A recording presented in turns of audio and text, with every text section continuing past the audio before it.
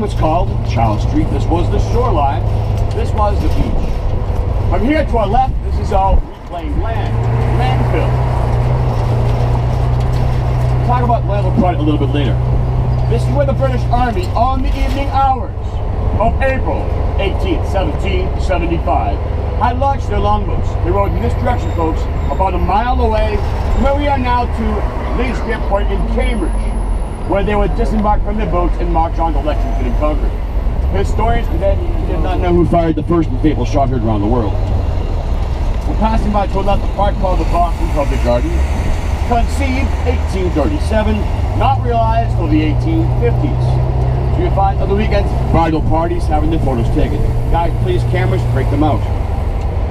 To your front right, you'll see a popular spot in Boston, Mass, a landmark, 84 Beacon, once known as the Bull and Finch Pub. You might know this as Cheers, the inspiration for the once popular TV show, Cheers. Cheers ran for 11 seasons from, 82 to 93. There you go, we just passed Cheers, folks. There you go. Great place for a burger and a beverage of your choice.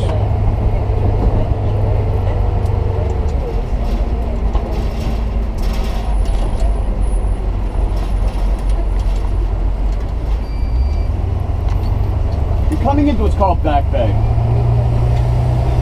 The original home, was that, sweetie? Yeah, this was the back of the bay at one time. You're correct. What's your name? Your name's Holly? Give Molly a meatball salute, guys. Molly, you are wicked smart, honey. Wicked smart. I'll talk about that a little bit later, sweetie, okay? Now, the original homes in Back Bay were built under a specific set of guidelines. The doors have a common setback to the street, which creates uniformity. Look up the street here to our right-hand side, Commonwealth Avenue. There's several bay windows. To gain more living space, the homeowners could build a bay window or a bow front.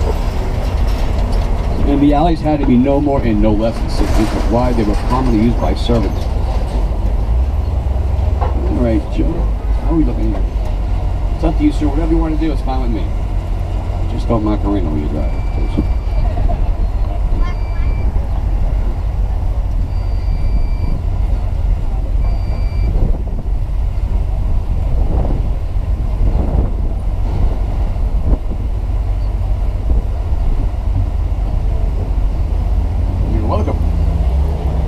Okay, now, we're going to turn right, I believe, on what's called Newbury Street. Boston's World on the Street. Often referred to as Rodeo Drive or Fifth Avenue. Well, this street here is a little more eclectic. You'll find everything from Tiffany's to Ben & Jerry's on Newbury Street. You'll find everything from Burberry's to Ben & Jerry's.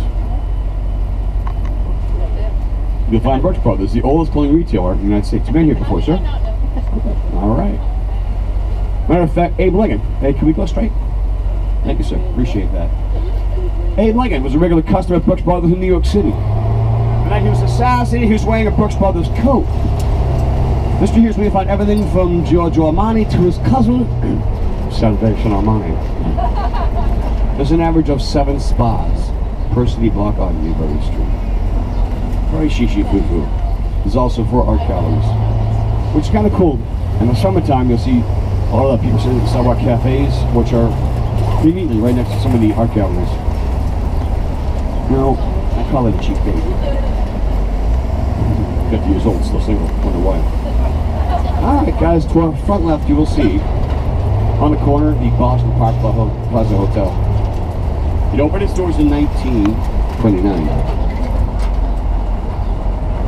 At this time, became the first hotel in Boston to offer a radio in every single hotel room, as well as a telephone.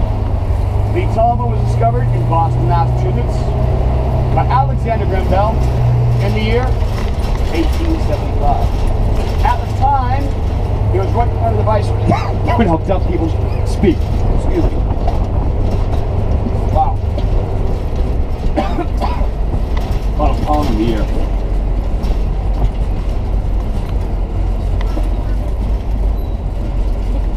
Peter Paxton was deaf. His mother and wife were both deaf. He was a professor at Boston University. Now, he came from a long line of educators. He thought of himself as an educator, as a teacher, not a business person. So he gave most of his shares in the device now called the telephone to his assistant, Watson. We're in Back Bay. At one time, this was the bay in back of Boston. Boston at first was a peninsula, 1.5 square miles, and settled by the Puritans in 1630. Kind of looked like an upside-down pork chop. Well, today Boston is over 4 square miles of the downtown area. Up to 70% of Boston is reclaimed land, landfill. The Back Bay was the largest of these landfill projects. Beginning in the 1850s, it lasted 40 years. There were rail cars working around the clock, 24 hours a day, 6 days a week, bringing soil in from a town west of Boston, a town called Needham. From the Needham Highlands section, which is now called the Needham Flats. Right? Seriously? Because this was a bay, the original buildings have underneath them spruce pilings. These pilings were driven down towards bedrock through blue clay. The blue clay would seize up around the pilings and create a firm surface which the foundations would be laid. That is the tallest building in Boston, called 200 Clarendon Street. It opened its doors in 1975. It has 63 floors.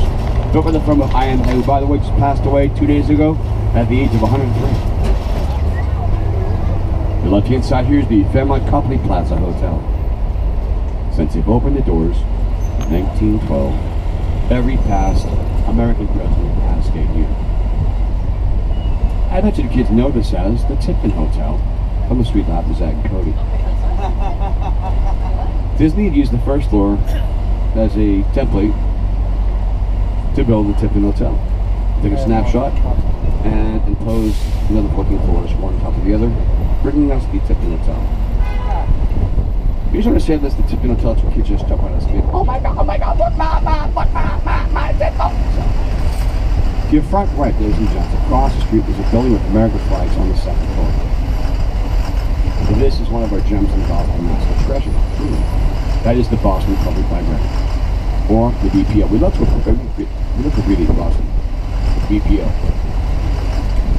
The Boston Public Library system began in the year 1851. Above the doors, you see the words "You're free to walk." That's a motto. Now, this is not the first library, but it's the first non-subscription library in the United States of America. No matter what your background, whether you came from immigrant, rich, poor, beggar man, thief, all are welcome here at the Boston Public Library. There's over 10 million books in the Boston Public Library. That is the largest municipal library in the United States of America. There's one, and only one library that's larger. That is the Library of Congress in Washington, D.C. Hey guys, I'm sorry to make you work. Please look over your shoulder on the second floor of the building. You see all these names inscribed. These are the names of the men and women who have not returned their library books. You know, on the corner there's a church. It's called the Old West Church. Excuse me. That's the New Old South Church. Built in 1875. Now, the congregation dates back to the 1660s. That's the oldest congregation in Boston. Members would include Sam Adams, John Hancock, and Phyllis Wheatley, who was the first black female poetess published in America. We're passing by a church called Trinity Church, built from 1872 to 1877, built by Henry Hobson Richardson, one of the top 3 architects in U.S. history. He's in great company, along with Frank Lloyd Wright and Louis Sullivan. And it's open to the public for a small donation. Take a look, see if you have a chance. So it's called Copley Square. Well, left hand side, here's the New England Mutual Life Building. Built in the 1940s. Folks, this is all reclaimed land. As the soil was being pulled away to pour the foundation for the building, fishing weirs were found. You guys heard of this, fishing weirs? It's a Native American style fishing trap. These fishing weirs are carbon dated back 6,000 years. 10,000 years ago, we know there were Native Americans fishing in the Boston Harbor Islands. Matter of fact, this area was populated by the Algonquin tribe.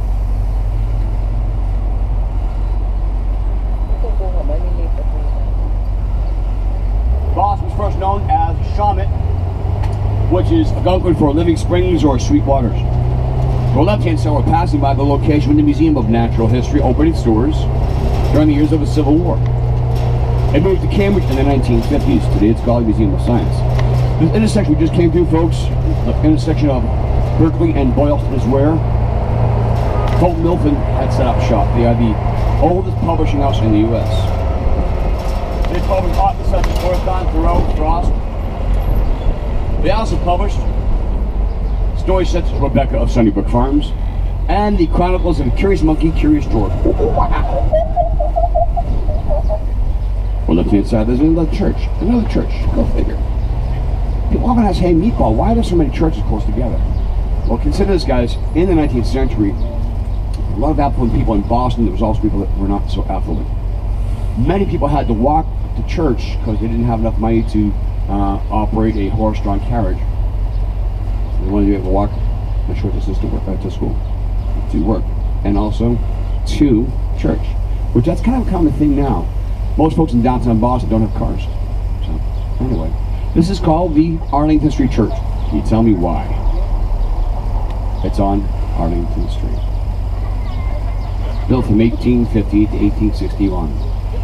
The congregation of this church would meet originally on a church that was on Federal Street, and now it's called Federal Street Church.